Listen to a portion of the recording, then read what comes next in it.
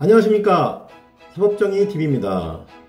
이번 시간은 윤석열 검찰총장에 대한 추미애 법무부 장관의 감찰 총정리라는 제목으로 최근에 문제되고 있는 라임 옵티머스 사건, 그리고 윤석열 총장이 서울중앙지검장 시절에 언론사 사주들과 했던 부적절한 만남이 검사 윤리강령 위반이라는 그런 점으로 감찰 지시가 내려진 이 사안들 4가지를 여러분들과 함께 상세하게 나눠보도록 하겠습니다. 여러분, 최근에 국회에서 국정감사가 있었습니다.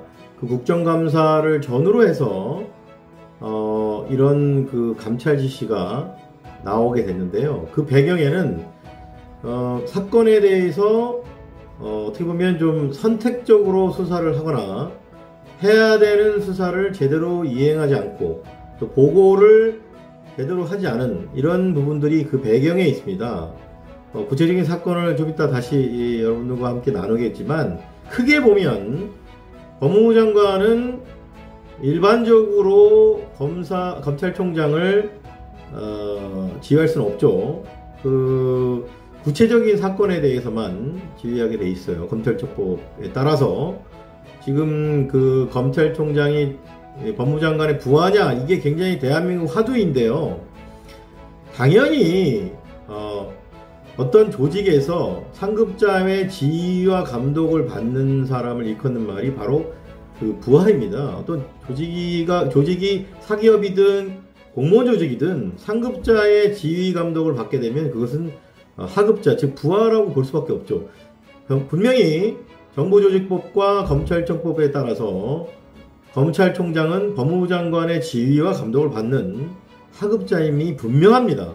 그리고 더 상세하게 일반적 사건에서는 법무부 장관이 검사들을 일반적으로 검찰 사무를 지휘 감독하고요. 구체적 사건에 대해서 검찰총장은 지휘 감독을 받게 되어 있습니다. 자, 그러면 지금 말씀드릴 이 구체적 사건에 대해서 지휘 감독을 받을 어떤 의무, 책임이 검찰총장에 있음에도 불구하고 이런 것들이 제대로 이루어지지 않는 이런 것들이 지금의 이 법무부 장관으로 하여금, 추미애 법무부 장관으로 하여금 부득이하게 감찰 지시를, 또 감찰 명령을 내릴 수밖에 없는, 또는 수사지휘, 나아가서 수사지휘까지 내려졌는데요. 그게 다 한 개 연결되어 있습니다. 수사지휘만 하고 감찰을 안 한다? 이거는 그러면 그 검찰총장의 어떤 처신이나 직무상에 수행되는 여러 가지 것들이 아무 문제가 없다면 그럴 이 불필요한 일이 되겠지만 그렇지 않습니다. 지금 여러 가지로 윤석열 총장이 이 해당 사건들에서 보여준 그 행태는 반드시 짚고 넘어가야 한다. 최소한 감찰 사안이다라는 점을 분명히 먼저 말씀을 드립니다. 자, 그러면 구체적으로 이 4가지의 감찰 사안이 왜 감찰을 받게 됐는지 그거에 대해서 하나씩 따져보도록 하겠습니다. 가장 먼저 수사 지휘가 나오는 그 전후로, 그러니까 10월 19일 날 추미애 장관이 수사 지휘를 했는데요. 라임 사건 하나가 있고요. 그 다음 나머지 4개는 가족 의혹과 관련된 코바나 컨텐츠 주최한 행사에 뇌물성 협찬을 수사했다라는 그 사건은 사법정의 바로 세우기 시민행동, 저희 단체에서 고발을 했습니다. 9월 25일 날 그 사건이 있고요. 그 다음에 도이치모터스의 주식과 관련된 여러가지 그 비위 의혹, 김건희 씨가, 윤석열 총장의 부인 김건희가 도이치모터스를 헐값 매수하고 여러가지 이런 부정한 내용, 그게 이제 있고요. 또 한 가지가 이 의료기관, 즉 요양기관의 의료비를 어떤 부정한 수급을 한 것에 대해서 동업자들은 다 처벌받았습니다. 그런데 이 부분에 대해서 윤석열 총장의 장모 최우순 씨만 처벌받지 않았어요. 전혀 수사받지도 않았습니다. 그런 거를 둘러싼 의혹. 그 다음에 그 외에 투자 관련된 것도 있죠. 그리고 마지막으로 결국은 가족 의혹이 다 해결되지 않은 그런 상태에서 또 한 가지가 이제 그러니까 윤우진 전 그 세무서장, 영등포 세무서장이 동생이 윤대진인데요. 대윤 윤석열 총장, 소윤 윤대진 검사장, 이렇게 아주 끈끈한 관계인데 그 자신의 최측근인 윤대진의 친형이 윤우진인데요. 그 윤우진이 어떤 사건으로 해외 도피했냐면 어떤 고기 육류업자한테 뇌물을 받았다라는 그것 때문에 해외를 도피했습니다. 근데 그 사건을 제대로 수사하지 않아서 그것이 결국은 무마되고 수사가 똑바로 되질 않아서 제대로 된 처단이 되질 않았다. 이 부분이 이제 마지막 그 건인데, 어찌됐든 그 5가지가 수사 지휘를 10월 19일에 했습니다.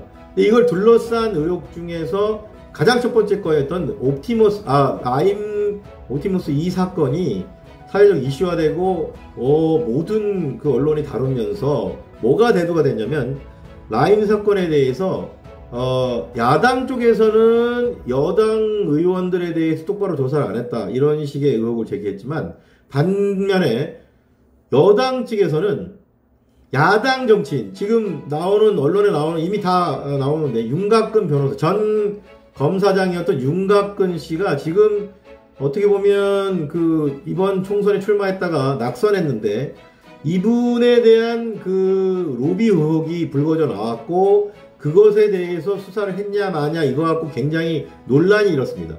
그래서 이 부분을 국감 때 10월 25일 날 대검찰청 국감 때도 명확하게 질문을 여러 차례 했습니다. 의원들이 했어요. 박범계 의원 등 했는데, 윤석열 총장이 뭐라고 대답했냐면, 자신은 이 야당 정치인에 대해서 뭐 봐주기, 뭐 수사 이런 거에 대해서는 전혀 자신은 안 했다.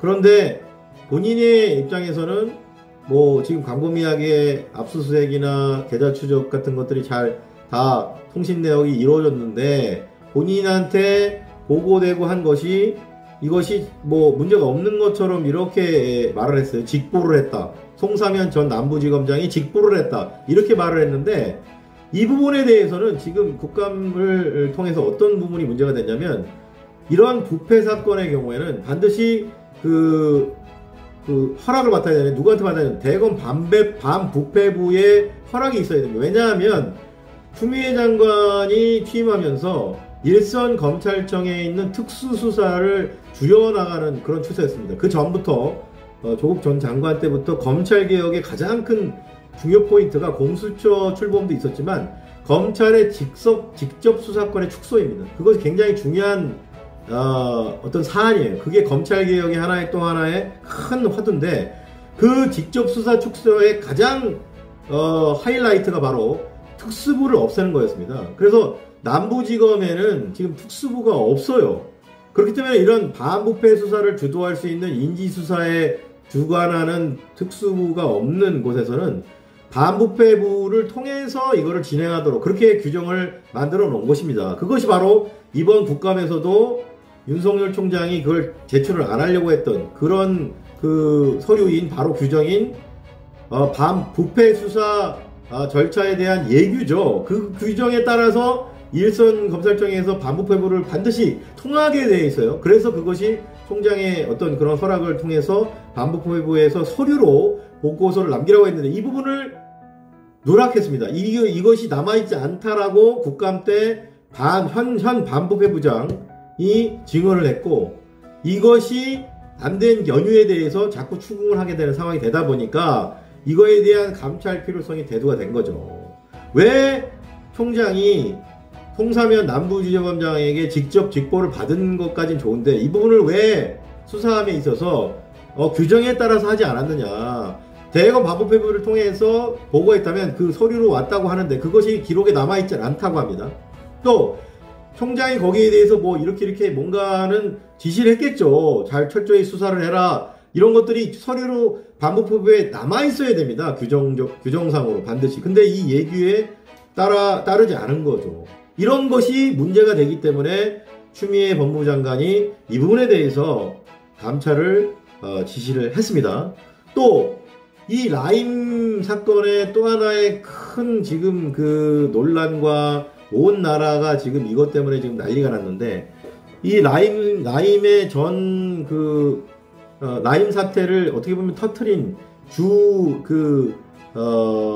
이 인물이 바로 김봉현 전 스타모빌리티 회장입니다. 이 양반이 옥중에서 폭로를 지금 2번 했는데 앞으로 또 뭐 몇 번 더 한다는 얘기가 있는데, 어찌됐든 충격적인 폭로를 했죠. 뭡니까? 전관 출신 변호사 1명하고 현직 검사 지금 3명을 술 접대를 했다. 이 청담동 고급 그 룸사롱에서 1,000만원, 여러분 1,000만원이면 여러분이 생각하는 그 술값이 얼마나 지금 나올지를 뭐 좀 룸사롱 가보신 분들은 알겠지만, 1,000만원이 술값이 나오려면 최소한 5인 이상, 그러니까 인당 아무리 많이 나와도 무슨 술을 어떻게 사실 뒤붓습니까? 결국은 그 비용이 상당히 의심되는 비용인데, 7명이라고 합니다. 근데 본인 포함해서, 근데 본인은 접대를 했기 때문에 술을 그렇게 많이 먹었겠습니까? 어떤 향을 자기가 제공하는 측면에서 참여한 거지. 그렇다면 향을 받았던 사람이 5명으로 보여집니다. 즉, 그 전관 변호사와 현직 검사 3명, 그 다음에 또 수사관이 1명 낀 걸로 나오고 있고, 그 다음에 향을 했던 김봉현과 이모 부사장 이 2명은 이제 접대를 해줬던 사람, 돈을 낸 측이기 때문에 빼도록 하고요. 이 5사람이 1,000만원을 받았습니다. 그러면 인당 200이죠. 그러면 이게 어마어마한 비용인데 술값만 들어갔겠느냐. 이것은 2차, 소위 말하는 2차라고 하는 이 성매매가 일어났다. 술만 마신 게 아니라 2차 비용까지 대줬다라고 지금 보여지는 거죠. 이래서 이것이 얼마나 큰 검사 비입니까, 여러분. 사건을 내가 직접 취급하지 않아도 기본적으로 사건에 연루될 것 같은, 근데 놀라운 내용이 뭐냐면 이것이 사실을 밝혀졌는데요. 실제로 이 3사람의 현직 검사들이 이 접대를 받았는데, 그 당시에 그 전관 변호사가 얘기한 걸로 지금 나오는데, 실제로 이 3명 중에 한 사람이 라임 수사팀, 이 남부지검의 라임 수사팀의 팀장으로 갔다라고 합니다. 팀장을 맡았다고 합니다. 그리고서 이제 금감원을 갔다고 하는데, 여러분 이게 말이 됩니까? 미리 이 라임 사건이 수사가 본격적으로 되기 전에, 그 수사팀을 꾸리기도 전에 미리 이걸 예측하고 이 한 사람, 이 접대받은 사람 중에 현직 검사 3사람 중에 1명이 팀장으로 갈 것이다라는 거를 미리 예견을 하고서 접대를 했다? 여러분 이게 얼마나 영화 같은 이야기입니까? 내부자들이 따로 없죠, 여러분. 현실판 내부자들입니다, 이거. 그런데 이 부분에 대해서, 이 검사 비위에 대해서 윤 총장은 나는 전혀 보고받지 못했다. 나는 전혀 모른다고 했습니다.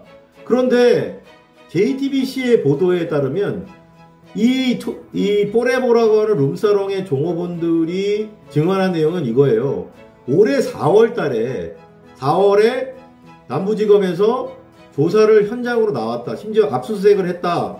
그래서 이것저것 물어보고 갔다. 검사들이 와서 접대받았냐, 검사들이 왔었냐, 이런 것들을 다 물어보고, 심지어 종업원 중에 1명은 직접 검찰에 출두해서 조사를 받았다고 합니다. 그게 4월이에요.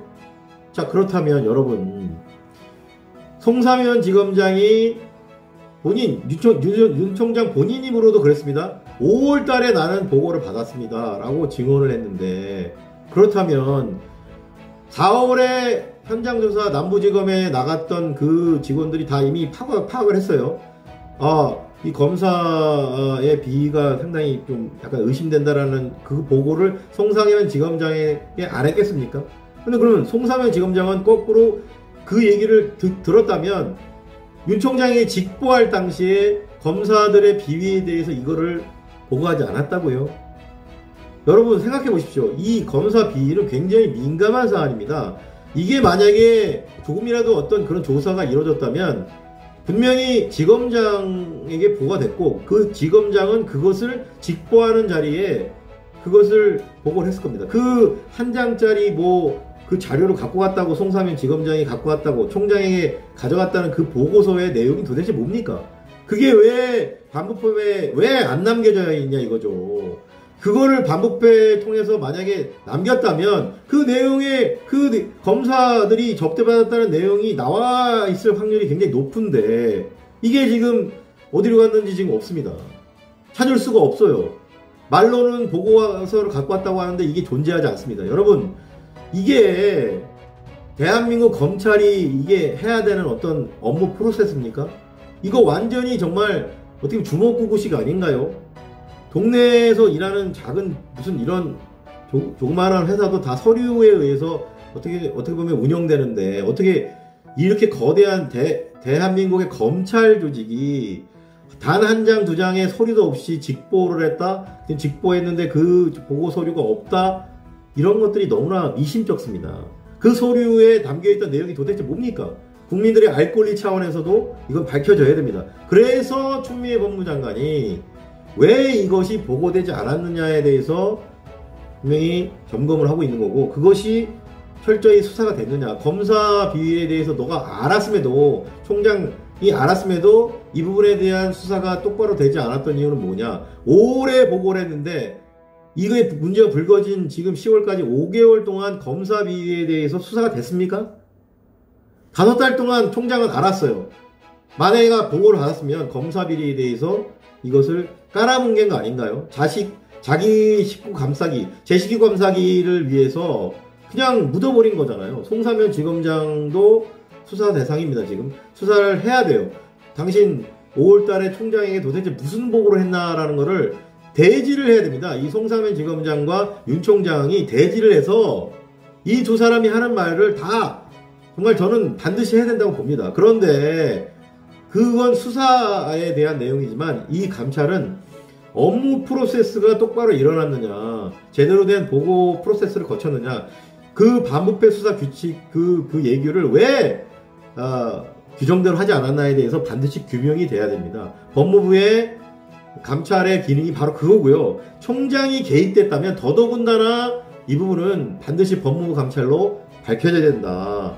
이렇게 되는 것이고요. 세 번째가 옵티머스 사건인데요. 옵티머스 사건 저희가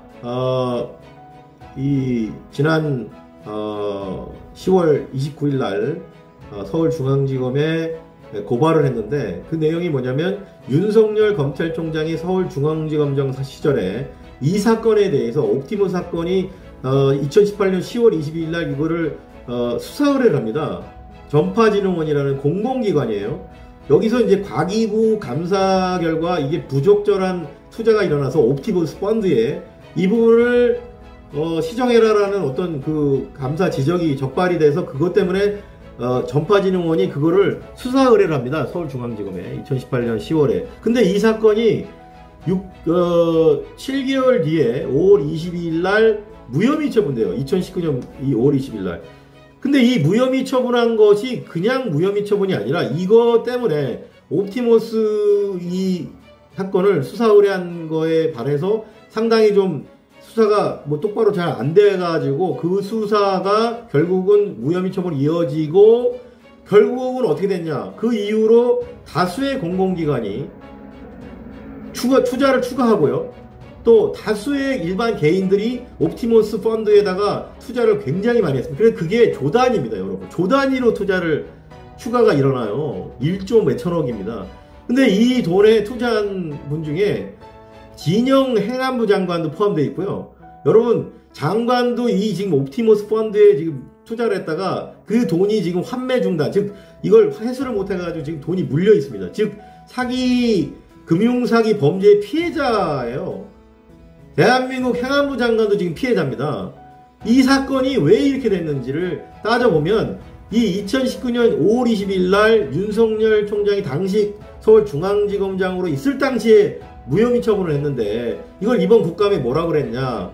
이 사건에 대해서 난 보고받지 못했다. 첫 번째로. 두 번째, 이건 부장정결 사안이다. 그래서 김유철 당시 서울중앙지검 형사 7부장이 자신이 그냥 정결 처리했다. 이렇게 지금 증언을 했기 때문에 이 부분도 저희는 허위 진술로 봅니다. 왜냐하면 지금 그 접수된 지 지금 6개월이 넘으면 검찰 사무 보고 규칙에 따라 검찰 사무 규정에 따라서 이 6개월이 넘어가기에 차장 정결이 돼야 됩니다. 근데 이것도 또 규정을 깼어요. 규정을 위반했어요. 그래서 부장 정결로 억지로 처리를 그냥 했단 말이죠. 근데 그것뿐만 아니라 보고도 마찬가지인데 차장 정결이라는 건 차장이 보고를 받아야 되는데 만약에 부장이 그렇게 했다면 그거 직권남용입니다. 본인이 지 마음대로 원래 차장 정결인데 그거를 깨고 자기가 마음대로 했다는 얘기잖아요. 위반해서. 이게 큰 문제죠. 그래서 그 김유철 당시 형사 7부장도 법적 책임이 있다라고 저는 보아지고요. 또 만약에 차장 정결이 맞다면 그 위에 당시 이두봉 1차장 검사도 책임에서 자유로울 수가 없습니다. 또 차장 정결까지 갔다면 보고가 있었다. 그리고 중요한 게 뭐냐면 이 사건의 변호인이 누구냐를 봤더니 이 옵티머스 이 전 대표였던 김재현 등 이쪽의 변호 업무를 맡은 옵티머스 측 변호인이 누군지 여러분 아십니까? 이규철 변호사인데요. 이규철 변호사가 누구냐면 박영수 특검, 즉 국정농단 특검을 수사했던 박영수 특검에서 특검보를 했습니다. 그리고 매일 공보 담당이었어요. 그러니까 언론과 매일매일 이렇게 나와서 특검의 수사상 얼마나 관심이 많았습니까? 전 국민이 지켜보고 있었죠. 그 자리, 그 공보 담당으로서 특검보로서 거기에 나와서 매일 발표했던 그 사람이 이규철 변호사인데요. 그 사람이 옵티머스 측의 변호인이었습니다. 여러분, 오얏나무 밑에서 가꾼도 매지 말라고 그랬고요. 참외, 제가 잘못 얘기했네. 오이밭에서는 신발끈 묶지 말라고 그랬는데 너무나 이상하죠. 어떻게 박영수 특검에서 윤석열 그 당시 수사팀장이었던 윤석열 총장과 함께 근무했던 이규철 변호사가 하필이면 공교롭게 그 변호인이에요. 자, 정말 저는 그런 생각이 듭니다. 정말 이거 밝혀져야 됩니다. 도대체 왜 이규철 변호사가 전에 박영수 특검에서 함께 동고동락한 것까지는 뭐 그거는 그 역사입니다. 그 역사에서 사실이죠. 그러나 그걸 넘어서서 이 윤석열 당시 서울중앙지검장이 이 옵티머스 수사에 대해서 전파진흥원이 수사 의뢰한 데에 대해서 이것을 축소하고 부실하게 수사하는 데 개입됐다면 부하였던 이두봉 차장과 담당 검사 부장이었던 김유철에게 이거를 대충 수사하라는 식의 어떤 그런 지시를 했다면 이것은 정말 밝혀져야 될 사실이고 반드시 처단해야 되는 부분입니다. 부정한 청탁을 받아서 그 청탁을 중앙지검장이 대한민국의 특수수사를 총괄하고 부패수사를 총괄하는 중앙지검장이 서울중앙지검장이 그런 행위를 했다면 지금의 자리에 가서는 절대 안 되는 상황이었다는 겁니다. 여러분, 그 부분이 반드시 밝혀져야 됩니다. 그래서 부적절한 행위가 접촉과 부정한 청탁을 실행한 그 흔적을 자취를 찾기 위해서 검찰총장이 당시 서울중앙지검장으로서 부적절한 행위를 했는지를 반드시 밝혀야 됩니다. 이분은 감찰을 해야 되고요. 저희가 또 별도로 또 10월 29일 날 고발을 했기 때문에 이 부분도 명확하게 수사가 돼야 되는데 수사와 감찰이 동시에 이루어질 수 있습니다. 최근에 정진웅 부장검 당시 이제 그 한동훈 검사장과 어떤 그런 문제가 있었던 정진웅 지금 차장 검사죠. 또 기소가 됐는데요. 수사와 그 감찰, 서울 고검에서 감찰이 이게 수사가 동시에 이루어졌습니다. 한동훈 검사장이 그 독재 폭행으로 고소를 하는 바람에 이 수사와 서울 고검 감찰이 동시에 일어났습니다. 지금 최근 사건이죠. 정진훈 차장 검사에 대해서도 기소가 이루어졌고 감찰이 진행 중이 마무리가 되지 않았는데 나오는 대로 징계 회부될 가능성이 많다고 합니다. 근데 여러분 어쨌든 마찬가지로 감찰과 수사는 동시에 병행되는 게 아무 문제가 없어요. 법적으로. 윤석열 총장 마찬가지입니다. 저희가 고발을 해서 수사도 돼야 되고 그거보다 선행했던 감찰 지시에 의한 옵티머 수사에 대한 이 법무부 장관의 감찰 지시도 반드시 철저히 이루어져야 됩니다. 자, 그리고 마지막 네 번째로 윤석열 총장이 서울지검장 시절에 언론사 사주들과 부적절한 만남을 했다라는 이 부분은 앞서 저희 사법정의TV에서 다룬 바대로 윤석열 총장이 검사로서, 즉 총장, 지검장도 모두 검사입니다, 여러분. 검사로서 자기가 지검장으로 취급하는 사건에서 사건 관계인 이해자인 방상훈 조선일보 사장과 만난 그 자체가 해서는 안 되는 검사 윤리강령 위반이다라는 거죠. 그래서 검사 윤리강령 위반한 그 검사에 대해서 감찰을 해서 그러한 감사의 결과 징계 사유가 나오면 반드시 예외 없이 징계를 줘야 됩니다, 여러분. 검찰총장이라고 해서 검사 윤리강령에 적용을 받지 않는다는 건 이거는 형평성과 공정성에 정면으로 위배되는 것이고, 윗물이 맑아야 아랫물이 맑습니다. 어떻게 검찰총장이 검사로서 검사 윤리강령을 깡그리 채 그것을 저촉되는 행위를 했음에도 불구하고 그걸 넘어갈 수가 있습니까, 여러분? 예외 없이, 성역 없이 이 검사 윤리강령에 따라서 감찰과 거기에 상응하는 징계가 일어나야 됩니다, 여러분. 그게 국법을 집행하는 특별한 이 검사들에게 적용돼야 되는 이 윤리강령입니다. 남에게는, 일반 국민들에게 수사를 하고 그거에 따라서 기소를 하고 처벌을 그렇게 주도하고 하는, 행행하는 이런 검사들이, 본인들은 이 자신들이 지키라고 스스로 만들어 놓은 검사 윤리강령, 이거 명백히 법무부 훈령에 따른 예규입니다. 이것을 정면으로 위반해 놓고 아무런 일도 없이 그냥 지나간다? 있을 수 없는 일입니다, 여러분. 회사에도 일반 회사도요, 징계위원회가 있습니다. 삼성은 같은 대기업은 물론 웬만한 중소기업들도 직원들의 어떤 부정행위에 대해서, 비행위에 대한 징계위원회가 있고요. 거기 징계 사유를 정의하고 있는 규정이 반드시 존재합니다. 사규라고 하죠. 검찰도 마찬가지입니다. 이게 일종의 사규이죠. 자신들이 직접 지켜야 될 규정입니다. 근데 그걸 위반했던 검찰총장에 대해서 이런 은밀한 만남을 사적으로 하지 못하게, 검사윤리강령 제15조에 따라서 이것을 못하게 막아놓은 것을 정면으로 위반하는 것을 어떻게 넘어갑니까, 여러분? 이것은 반드시 감찰해야 되는 것이 당연하다. 그 당연한 것을 이 사안이 되냐 마냐 이런 거는 할 수가 없습니다. 도저히. 그거는 정말 너무나 밑에서 열심히 성실히 근무하는 일반 검사들을 부끄러운 일입니다. 일반 검사들, 박주민 의원이 국감 때 말했듯이 일반 검사들은 정말 진짜 사건 관계자들 사적으로 밥 한 끼 먹고 진짜 술 마시고 했다는 게 나오면 그 사안에 대해서 예외 없이 처단받습니다. 감찰 당하고 징계받습니다. 그것이 해임 수준까지 이르지는 않더라도 본인이 인사적으로 불이익 당하고 징계 경고라도, 만약에 불문 경고라도 받으면 그거는 어떻게 보면 가장 낮은 수위의 징계인 경고조차도 사실은 인사 승진할 때 치명타입니다, 여러분. 그게 우리 일상적으로 조직에서 어떤 징계를 받게 되면 이 사람은 사실상 승진할 때 어마어마한 불이익이 됩니다.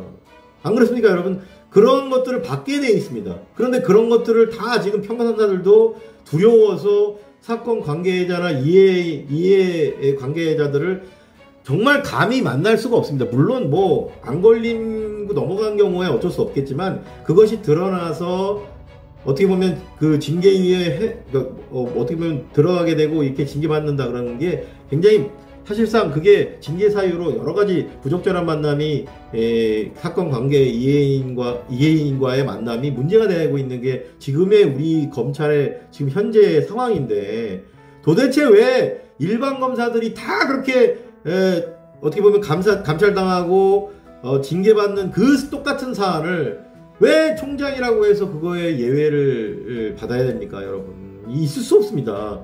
반드시 철저한 감찰과 그거에 상응하는 징계가 일어나야 된다.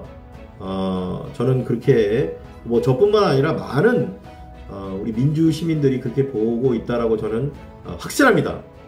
자, 오늘은 지금 최근에 추미애 법무부 장관이 감찰을 법무부와 대검 또는 뭐 법무부 단독으로 공동이든 아니면 단독으로 이렇게 감찰을 지시했던 이런 4가지 사안에 대해서 여러분들과 나눠 봤습니다.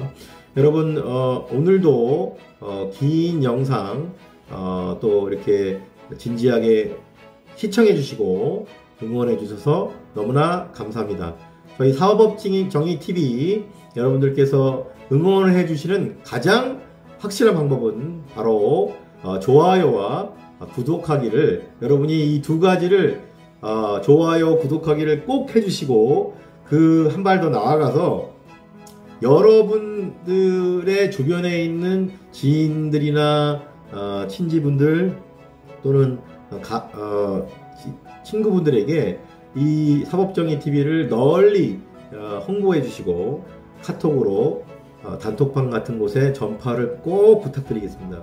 여러분, 저희 직접적으로 후원을 해주실 수 있다면 너무나 좋겠지만, 그것이 아니다 하더라도 단순히 영상 많이 봐주시고 좋아요와 구독 눌러주시고 또 여러분 주변에 있는 지인들에게 꼭 좀 많이 저희 사법정의TV 홍보를 부탁드리도록 하겠습니다.